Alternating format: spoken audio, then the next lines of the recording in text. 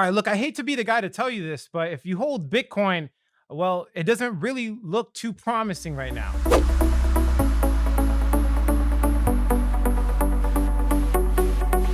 What's going on, everybody? Alex back with another cryptocurrency video, and today I'm going to be updating you guys on the market. If you're holding Bitcoin, well, it doesn't look too good, at least in the short term. We all know fundamentally Bitcoin in the long run is going to do extremely well. But if you're not tracking your investments on a day-to-day basis, well, I don't know what you're doing. If you have money in this market, you should be acting like a professional and treating your investments as so. So I update you guys with these market videos. If you appreciate that, do us both a favor, hit that like button as well as the push notification bell. If you're looking for content that gives you the truth, I don't sugarcoat anything and I try to keep it as down to earth as possible. If you want more of these short type of videos, hit the like button as well and share this with as many friends as you possibly can, and I'll continue to make them. Let's jump into the video. So as you can see right here, I am not playing with you. This is not clickbait at all. The total market capitalization has been moving in this rising wedge. As you can see, the rising wedge is a bearish pattern. It should, according to technical analysis, break to the downside. Now, that doesn't mean it's necessarily a bad thing. That just means short term, we should have the correction that we've all been looking for. If you've been following my channel for any period of time, you know that I want the price of these cryptocurrencies to go down. And the reason being, obviously, to scoop some more up,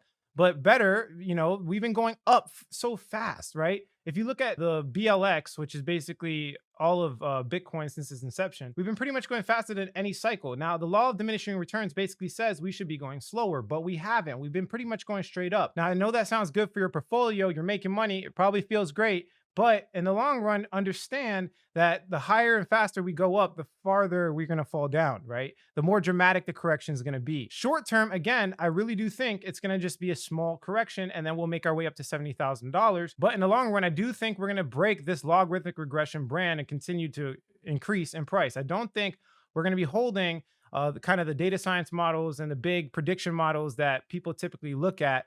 And the reason being, back in 2017, a lot of people didn't really understand data science models, logarithmic regression, et cetera, et cetera. Now we have so much more infrastructure, so many more educators, so many more smart brains in the space.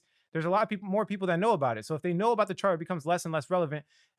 Human psychology, right? Human psychology. So if we look at Bitcoin's price, this is what I'm trying to tell you guys. If you hold Bitcoin and you're not watching this right now, I mean, I don't know what you're doing, to be honest with you. As you can see, we broke down on this rising wedge. And as you can see, rising wedge is historically bearish. Now, I tried to look for more ways to draw this and confirm my cognitive biases, but I couldn't find any. This is just clear as broad daylight. Bitcoin in the short term, at least in the next 30 days, most likely will break to the downside. If I were to be realistic, I genuinely think we're going to come over and consolidate around this level when it comes to the fib retracement, which is about $50,000, which makes sense. That's a psychological number. I wouldn't be surprised if it gets to like about $52,000 and reverses back to the top. Now, if you have any money on the sidelines, this is the perfect opportunity to go on Coinbase or whatever exchange that you get your cryptocurrency from and put some limit orders in at these price ranges. And if they, fall overnight, which happens 95% of the time, you'll be able to buy it automatically. If the exchange goes down, you'll be able to buy it automatically.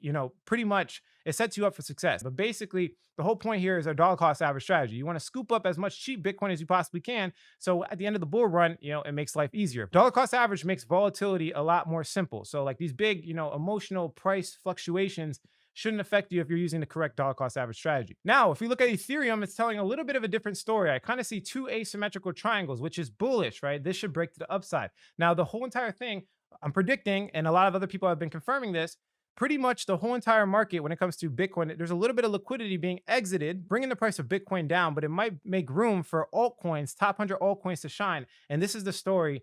At least this is my prediction in the next month or so. We're going to definitely see some type of massive altcoin cycle. And I'll make a specific video about it so you guys can look at it for yourself. But essentially, that's the story, right? And if we look at ADA, it's confirming the story. This looks bullish, right? It looks bullish because of the Coinbase listing. Now, you can't use technical analysis too much, but it just looks bullish. If you look at DOT, this looks bullish, right? These are top 100 altcoins. They get the most of the liquidity. When Bitcoin loses money, whatever the case is, most people jump into these type of coins. Also, if you look at Bitcoin's dominance, we kind of just been playing around this trend line that's been created for the past year or 2 years or 3 years or so. Long-term trend line that we've been consolidating around. I would not be surprised if we break through it. If we break through it, what I just said will be confirmed. We're going to have an altcoin season. If Bitcoin dominance drops, again, we're going to have an altcoin season. Now, we've been seeing a lot of major institutions like Grayscale and other institutions basically adding big altcoins that they believe in to their trading options.